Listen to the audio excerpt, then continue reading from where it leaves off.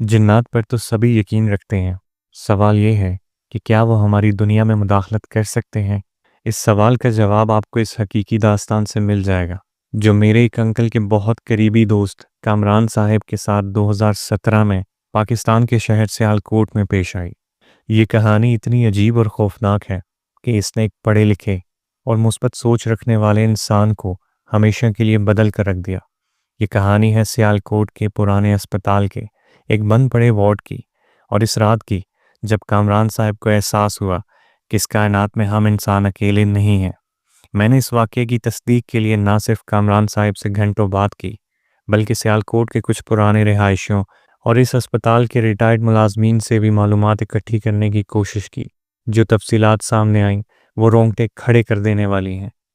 इससे पहले कि हम कहानी की तरफ बढ़ें, अगर आप भी हमारे चैनल पर नए हैं और आपके पास भी कोई ऐसी कहानी है जो आप हमारे प्रोग्राम में शामिल करना चाहते हैं, तो हमें हमारे दिए गए ईमेल पर आप भेज सकते हैं।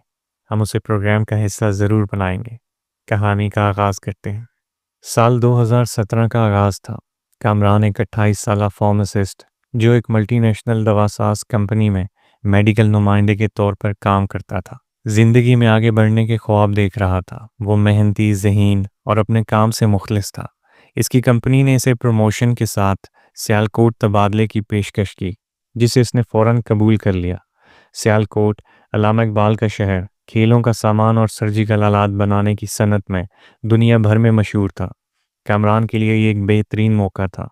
इसकी जिम्मेदारियों में सियालकोट के बड़े अस्पतालों का दौरा करना, डॉक्टरों से मिलना और अपनी कंपनी की अद्वियात के बारे में इन्हें आगाह करना शामिल था।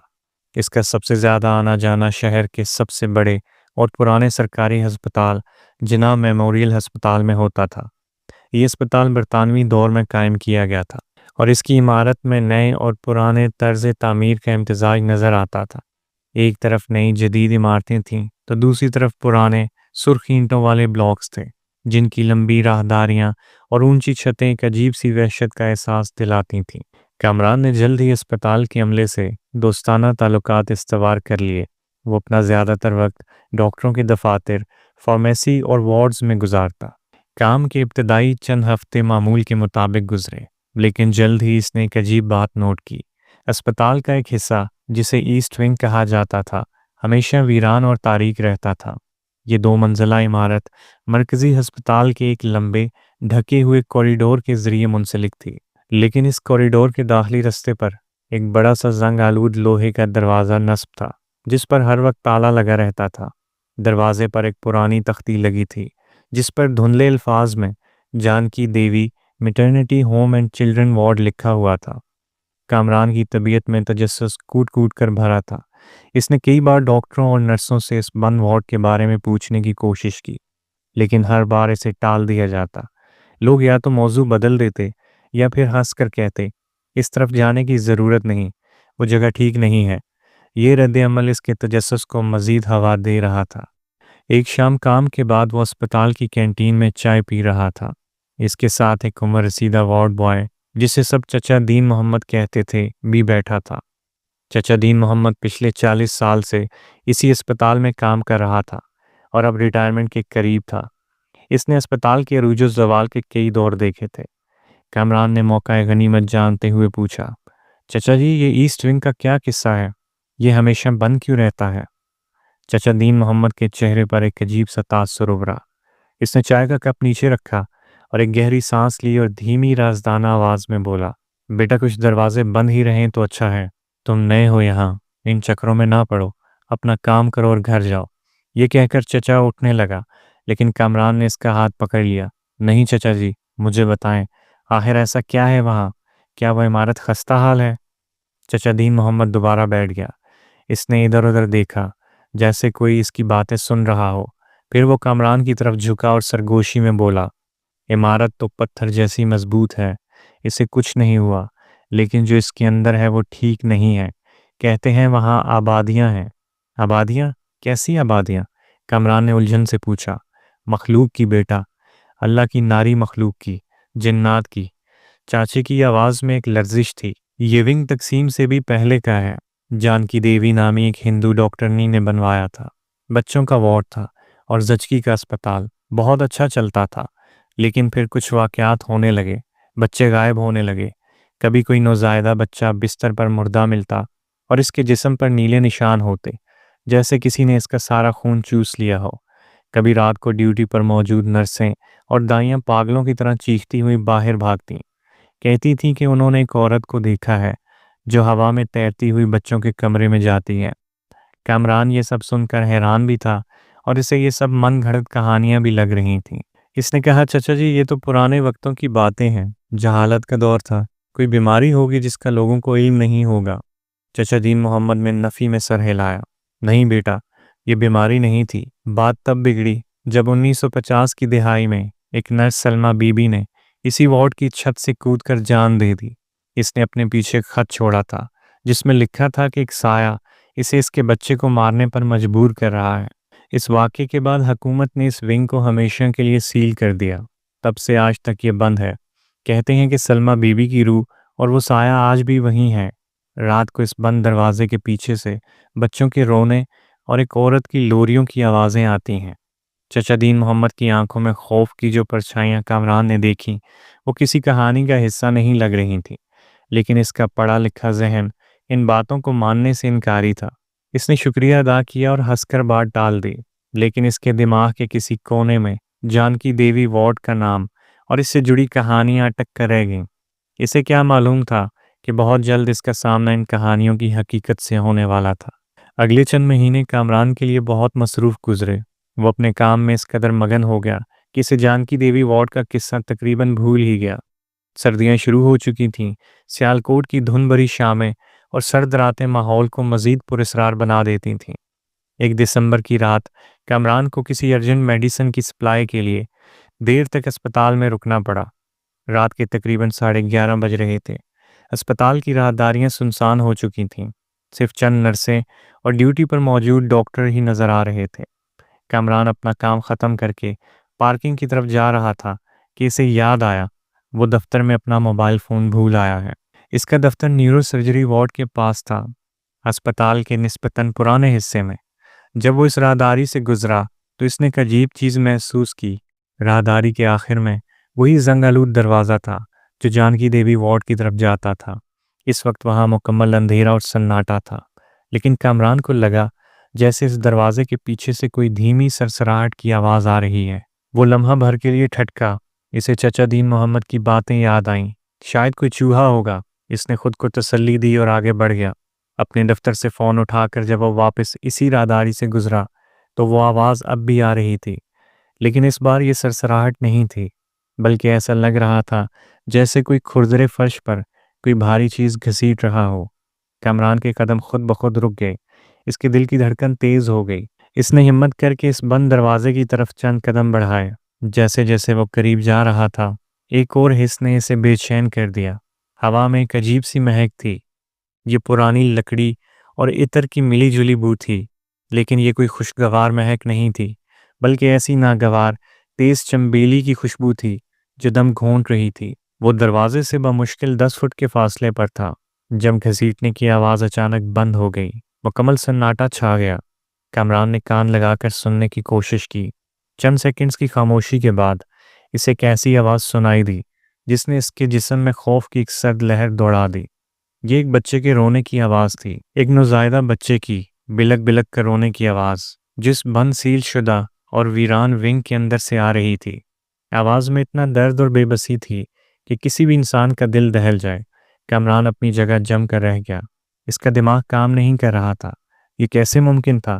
40 سال سے بند پڑے وارڈ میں ایک بچہ کیسے رو سکتا تھا؟ وہ خوف اور تجسس کی ملی جلی کیفیت میں مبتلا تھا۔ ایک طرف اس کا دل چاہ رہا تھا کہ وہ الٹے پاؤں وہاں سے بھاگ جائے، لیکن دوسری طرف اس کا انسانی فرض اسے یہ سوچنے پر مجبور کر رہا تھا کہ شاید کسی کو مدد کی ضرورت ہو، شاید کوئی بچہ غلطی سے وہاں پھنس گیا ہو۔ اس نے اپنے جیب سے موبائل نکالا اور اس کی ٹارچ آن کر کے دروازے کی طرف بڑھا۔ دروازے کے نیچے تقریباً 1 انچ کا فاصلہ تھا۔ اس نے ٹارچ کی روشنی اس جگہ سے اندر ڈالنے کی کوشش کی۔ اندر گپ اندھیرا تھا۔ روشنی میں صرف گرد اور اٹا ہوا فرش اور مکڑی کے جالے ہی نظر آئے۔ بچے کی رونے کی آواز اب بھی آ رہی تھی۔ کامران نے ہمت کر کے دروازے کو دھکا دیا۔ وہ ٹس سے مس نہ ہوا۔ اس نے زور زور سے دروازہ پیٹنا شروع کر دیا اور آواز لگائی، کون ہے اندر؟ ہیلو، کوئی ہے؟ اس کی آواز لگانے کی دیر تھی کہ بچے کا رونا ایک دم سے بند ہو گیا، جیسے کسی نے اس کا منہ دبا دیا ہو، اور پھر جو ہوا وہ کامران کے ہوش اڑانے کے لیے کافی تھا۔ اسے دروازے کی دوسری طرف سے، بالکل دروازے کے ساتھ، کسی عورت کی دبی دبی ہنسی کی آواز سنائی دی۔ یہ کوئی عام ہنسی نہیں تھی، یہ ایک ایسی کھنکھناتی ہوئی سرد اور بے رحمانہ ہنسی تھی جس میں ممتا کی مٹھاس کے بجائے وحشت اور اذیت تھی۔ کامران کے ہاتھ پاؤں ٹھنڈے پڑ گئے۔ اس نے اپنا ہاتھ دروازے سے پیچھے کھینچا اور بغیر ایک لمحہ ضائع کیے وہاں سے بھاگ کھڑا ہوا۔ وہ بھاگتا رہا جب تک وہ اسپتال کی روشن اور پرہجوم ایمرجنسی میں نہیں پہنچ گیا۔ اس کا سانس پھولا ہوا تھا اور وہ پسینے میں شرابور تھا۔ اس رات وہ گھر کیسے پہنچا اسے خود بھی یاد نہیں۔ اس نے پوری رات جاگ کر گزاری۔ ہر آہٹ پر اسے لگتا کہ وہی ہنسی اس کے کانوں میں گونج رہی ہے۔ اس نے خود کو 1000 بار یقین دلایا کہ یہ سب اس کا وہم تھا۔ تھکاوٹ کی وجہ سے اس کے دماغ نے اسے دھوکہ دیا تھا، لیکن اس کے دل کے کسی کونے میں خوف بیٹھ گیا تھا۔ یہ سنجانی دنیا کی طرف سے پہلی دستک تھی، اور یہ صرف شروعات تھی۔ اس رات کے واقعے نے کامران پر گہرا اثر چھوڑا تھا۔ وہ کئی دنوں تک بے چین رہا، رات کو سوتے ہوئے ڈرتا۔ اسپتال کے اس کوریڈور سے گزرتے ہوئے اس کے قدم بھاری ہو جاتے۔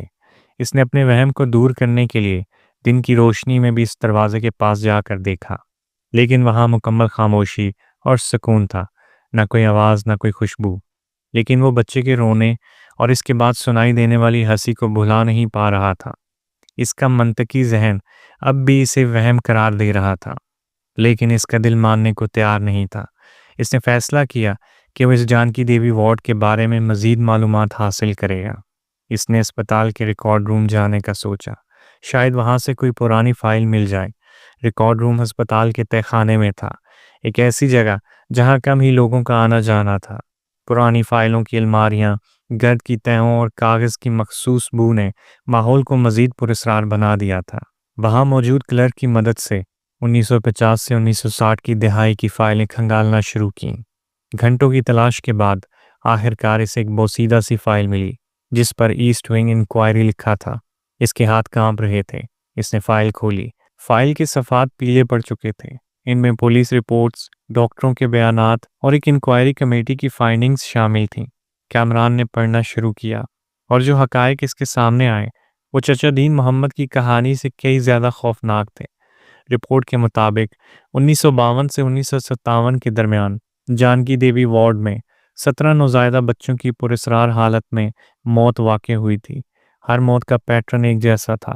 بچہ رات کو بالکل صحت مند سوتا اور صبح اس کا جسم ٹھنڈا اور نیلا پڑا ملتا۔ پوسٹ مارٹم میں موت کی کوئی واضح وجہ سامنے نہیں آتی، سوائے اس کے کہ بچوں کے جسم میں خون کی شدید کمی پائی جاتی۔ کئی نرسوں اور آیاؤں نے بیانات دیے تھے کہ انہوں نے رات کو وارڈ میں ایک سفید ساڑی والی عورت کو دیکھا ہے جو دیواروں سے گزر جاتی تھی اور اس کے پاؤں زمین سے اوپر ہوتے تھے۔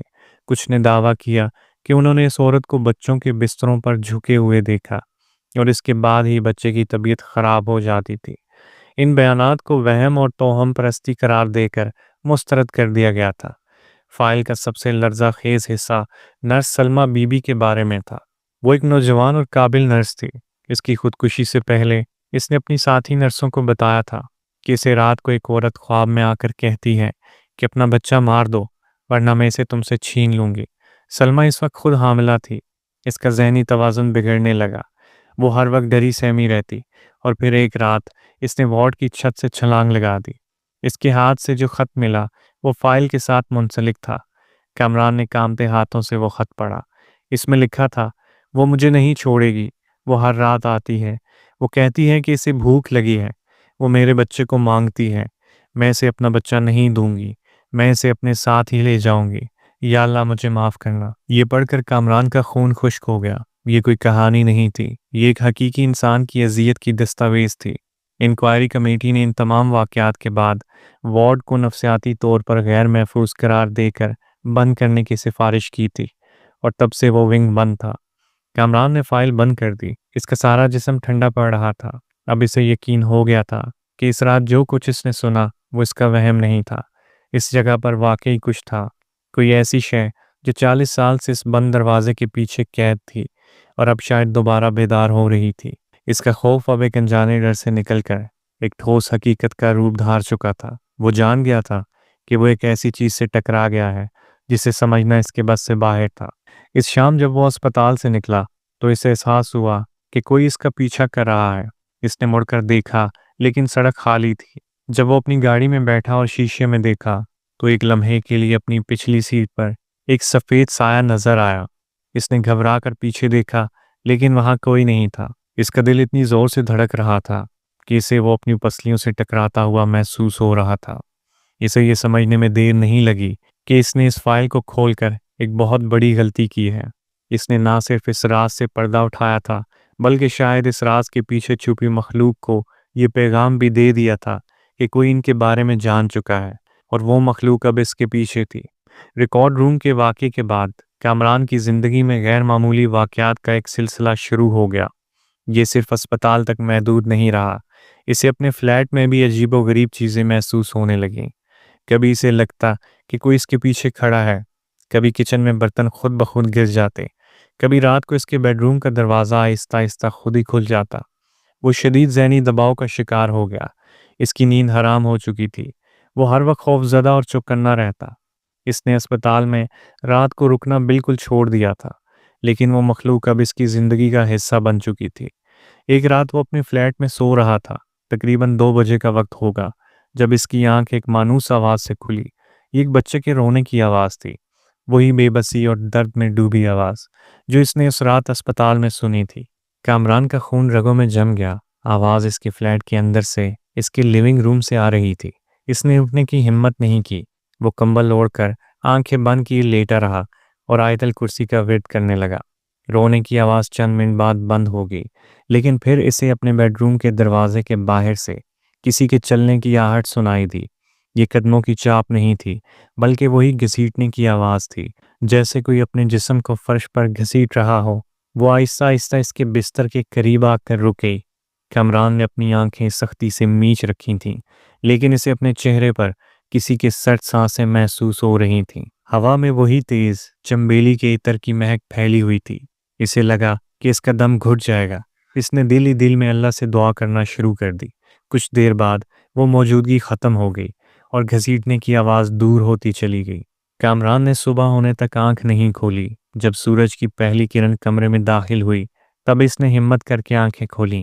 کمرے میں سب کچھ نارمل تھا، سوائے ایک چیز کے، اس کے بیڈ روم کے شیشے پر جو دھند کی وجہ سے گیلا ہو رہا تھا۔ اندر کی طرف سے ایک چھوٹے بچے کا ہاتھ کا نشان بنا ہوا تھا۔ یہ اس کے لیے آخری وارننگ تھی۔ کامران سمجھ گیا کہ اب وہ اکیلا اس کا مقابلہ نہیں کر سکتا، اسے مدد کی ضرورت ہے۔ اس کے ذہن میں صرف ایک ہی شخص کا نام آیا، چچا دین محمد۔ اگلے دن وہ سیدھا چچا دین محمد کے گھر پہنچا۔ چچا شہر کے ایک پرانے محلے میں ایک چھوٹے سے مکان میں رہتا تھا۔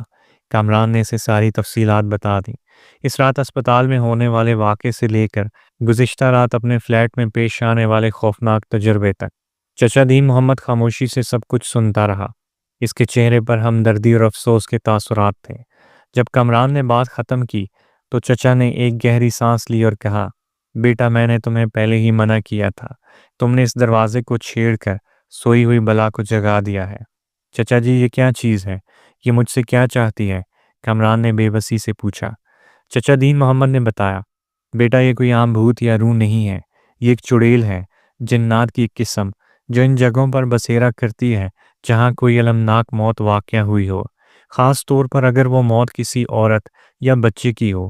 یہ جانکی دیوی وارڈ میں مرنے والے بچوں اور سلمہ نرس کی اذیت سے پیدا ہوئی ہے۔ یہ دکھ، درد اور خوف سے طاقت حاصل کرتی ہے۔ تم نے اس کے راز میں دلچسپی لے کر اسے اپنی طرف متوجہ کر لیا ہے۔ وہ سمجھتی ہے کہ تم اس سے اس کا شکار چھیننے آئے ہو، لیکن چچا میں اب کیا کروں؟ میں اس سے کیسے پیچھا چھڑاؤں؟ اس کا ایک ہی حل ہے، تمہیں اس کا سامنا کرنا ہوگا، لیکن اکیلے نہیں۔ چچا نے کچھ سوچتے ہوئے کہا، میں ایک بزرگ کو جانتا ہوں، شاہ صاحب، وہ ان معاملات کا علم رکھتے ہیں، ہمیں ان کے پاس جانا ہوگا۔ لیکن یاد رکھنا، یہ مخلوق آسانی سے ہار نہیں مانے گی، یہ تمہیں ڈرائے گی، دھمکائے گی، تمہیں توڑنے کی ہر ممکن کوشش کرے گی۔ تمہیں اپنا ایمان مضبوط رکھنا ہوگا۔ کامران کو ایک امید کی کرن نظر آئی۔ وہ شاہ صاحب سے ملنے کے لیے فوراً تیار ہو گیا۔ اسی شام چچا دین محمد اسے لے کر شہر کے نواح میں بنی ایک چھوٹی سی درگاہ پر پہنچا۔ जहाँ शाह साहब रहते थे। शाह साहब एक नूरानी चेहरे वाले, सफ़ेद दाढ़ी वाले बुजुर्ग थे। उन्होंने कामरान को देखते ही कहा, तुम अपने साथ एक नापाक साया लेकर आए हो। कामरान और चचा दीन मोहम्मद हैरान रह गए। शाह साहब ने कामरान को अपने पास बिठाया, इसकी आंखों में देखा और कहा, वो तुम्हारे खून की बू सूंघ चुकी है। अब वो तुम्हारे खौफ से पल रही है। वो तुम्हें आसानी से नहीं छोड़ेगी। शाह साहब ने कामरान को कुछ कुरानी आयात पढ़कर दम किया हुआ पानी और एक तावीज़ दिया। उन्होंने हिदायत की, ये पानी अपने घर के चारों कोनों में छिड़को और अपने ऊपर भी। ये तावीज़ हर वक्त अपने गले में पहने रखना। और सबसे अहम बात, 5 वक्त की नमाज की पाबंदी करो और हर वक्त बावज़ू रहो। पाकीज़गी इन मखलूक़ात के ख़िलाफ़ सबसे बड़ा हथियार है। उन्होंने मज़ीद कहा, वो मखलूक तुम्हें अस्पताल में वापस बुलाने की कोशिश करेगी। वो तुम्हें इस बंद वार्ड में ले जाना चाहेगी जहाँ इसकी ताकत सबसे ज़्यादा है, लेकिन हर हाल में वहाँ जाने से बचना है। अगर तुम वहाँ चले गए तो तुम्हारी वापसी बहुत मुश्किल हो जाएगी। कामरान ने शाह साहब का शुक्रिया अदा किया और इनकी हिदायत पर अमल करने का वादा किया। इस रात घर आकर इसने वैसा ही किया जैसा शाह साहब ने कहा था। तावीज़ पहनने और दम किया हुआ पानी छिड़कने के बाद इसे वाकई कुछ सुकून महसूस हुआ। इस रात इसे कोई गैर मामूली चीज़ महसूस नहीं हुई। कामरान पुरुमीद होने लगा कि शायद अब सब कुछ ठीक हो जाएगा, लेकिन वो गलत था। ये तूफान से पहले की खामोशी थी। असल इम्तिहान तो अभी बाकी था। शाह साहब से मिलने के बाद एक हफ्ता सुकून से गुजरा। कामरान की ज़िंदगी वापस मामूल पर आ रही थी। इसने खुद को यकीन दिला दिया कि अब वो महफूज है, लेकिन वो नहीं जानता था कि वो मखलूक सिर्फ सही वक्त का इंतज़ार कर रही थी। जुमेरात की रात थी। सियालकोट में मौसम सरमा की पहली बारिश हो रही थी। आसमान पर काले बादल छाए हुए थे और तेज़ हवा के साथ बिजली कड़क रही थी। कामरान अपने दफ्तर में बैठा कुछ ज़रूरी काम निपटा रहा था। इसने सोचा था कि वो जल्दी घर चला जाएगा, लेकिन काम की ज़्यादती की वजह से इसे देर हो गई। रात के 10 बजे जब वो जाने के लिए उठा तो अस्पताल की सारी लाइटें एक झमाके के साथ बंद हो गईं। मुकम्मल अंधेरा छा गया। इमरजेंसी जनरेटर चलने में चंद मिनट लगने थे। कामरान ने अपना मोबाइल निकाला और टॉर्च ऑन की। जैसे ही टॉर्च ऑन हुई, इसने देखा कि इसके दफ्तर का दरवाज़ा, जिसने बंद किया था, अब थोड़ा सा खुला हुआ था। इसका दिल धक से रह गया। इसने हिम्मत करके बाहर झांका। राहदारी मुकम्मल तौर पर तारीक और सुनसान थी। अचानक इसे अपनी राहदारी के आखिर से, जानकी देवी वार्ड के बंद दरवाजे की सिमत से एक मानूस आवाज़ सुनाई दी। एक बच्चे के रोने की आवाज़। लेकिन इस बार आवाज़ में दर्द नहीं, बल्कि एक अजीब सी दावत थी, जैसे कोई उसे बुला रहा हो। कामरान के रोंगटे खड़े हो गए। इसे शाह साहब की बात याद आई। वो तुम्हें अस्पताल में वापस बुलाने की कोशिश करेगी। इसने फैसला किया कि वो अपनी जगह से नहीं हिलेगा। वो दफ्तर का दरवाज़ा बंद करके अंदर ही बैठा रहेगा। लेकिन फिर इसने कुछ ऐसा सुना जिसने इसके कदमों तले से ज़मीन निकाल दी।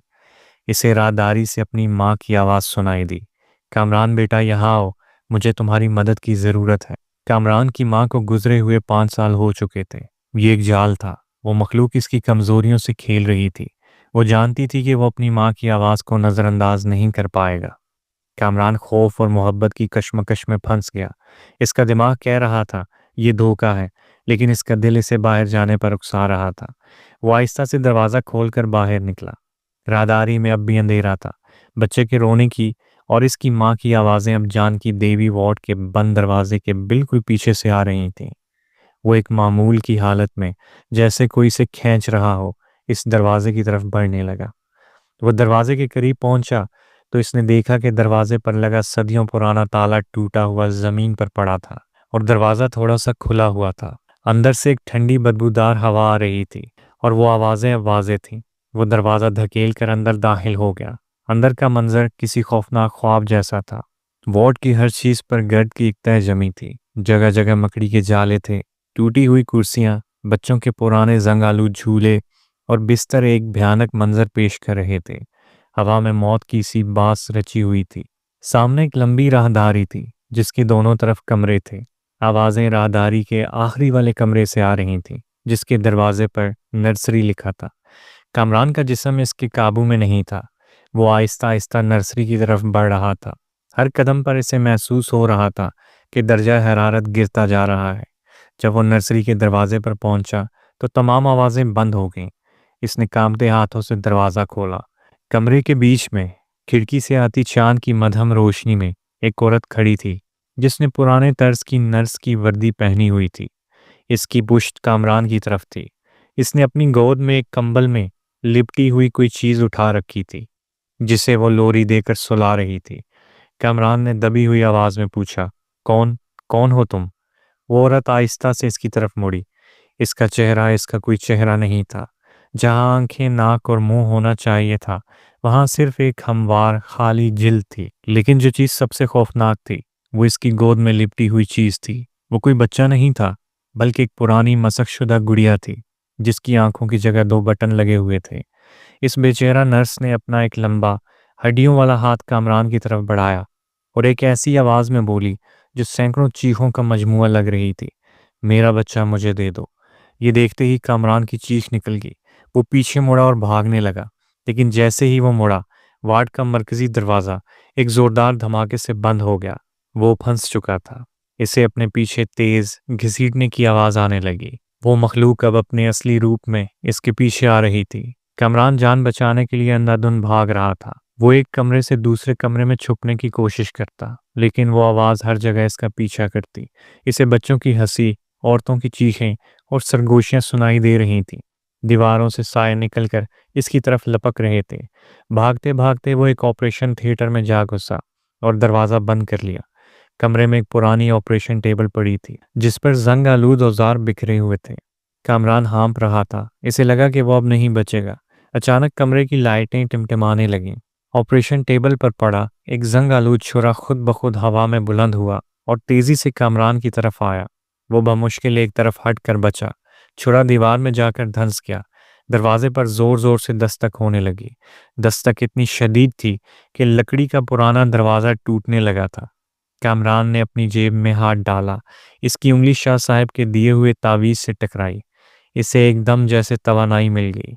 इसने आंखें बंद की और ऊंची आवाज़ में सूरह बकरा की आयत पढ़ना शुरू कर दी। जैसे ही इसने तिलावत शुरू की, दरवाजे पर दस्तक रुक गई। बाहर से एक दिलखराश चीख की आवाज़ आई, जैसे किसी को आग लगा दी गई हो। कमरे का दर्जा हरारत बढ़ने लगा। इसे अपने इर्द गिर्द जलने की बू आने लगी। वो तलावत करता रहा। इसकी आवाज़ बुलंद से बुलंद तर हो गई। इसे महसूस हुआ कि इसके आंसू बह रहे हैं, लेकिन वो रुका नहीं। कुछ देर बाद सब कुछ पुरसुकून हो गया। बाहर से आने वाली चीखें दम तोड़ गईं। अस्पताल की लाइटें वापस आ गईं। कामरान ने डरते डरते दरवाज़ा खोला। राहदारी खाली थी। वहाँ कोई नहीं था, लेकिन फर्श पर जगह जगह काले जले हुए निशान थे और हवा में गंधक की तेज बू फैली हुई थी। वो लड़खड़ाता हुआ इस अजेब ज़दा विंग से बाहर निकला। वो जिंदा था, लेकिन इसकी रूह पर जो जख्म लगे थे, वो शायद कभी ना भरते। इस रात के बाद कामरान ने कभी इस अस्पताल का रुख नहीं किया। इसने अगले ही दिन अपनी नौकरी से इस्तीफा दे दिया और सियालकोट शहर छोड़कर हमेशा के लिए चला गया। वो अपने आबाई शहर कराची मुंतकिल हो गया। आज इस वाक़े को कई साल गुजर चुके हैं। कामरान अब एक उधेड़ उम्र शख्स है। इसने शादी कर ली है, इसके बच्चे हैं, लेकिन इस रात के असरात आज भी इसकी शख्सियत में नजर आते हैं। वो आज भी रात को अकेले सोने से डरता है। वो किसी भी अस्पताल में जाने से डरता है। मैंने जब इनसे पूछा कि क्या इन्हें आज भी यकीन है कि वो कोई माफूकुल फितरत मखलूक थी, तो उन्होंने एक ठंडी सांस भर कर कहा, यकीन? बेटा, मैंने इसे अपनी आंखों से देखा है, अपनी जिल्द पर महसूस किया है। ये यकीन नहीं, ये एक ऐसी हकीकत है जिसके साथ मैं हर रोज़ जीता हूँ। आपको ये कहानी कैसी लगी? कमेंट्स में अपनी राय का इजहार ज़रूर कीजिएगा। अगर आपके पास भी कोई ऐसी कहानी है जो आप हमारे प्रोग्राम में शामिल करना चाहते हैं, तो हमें हमारे दिए गए ईमेल पर आप अपनी कहानी भेज सकते हैं। हम उसे अपने प्रोग्राम में ज़रूर शामिल करेंगे। वीडियो को लाइक करके चैनल को सब्सक्राइब कर दीजिएगा। इससे हमारी हौसला अफजाई होगी और हम आपके लिए ऐसी और कहानियाँ लाते रहेंगे। अपना बहुत सा ख्याल रखिएगा। अगली वीडियो तक के लिए अल्लाह हाफ़िज़।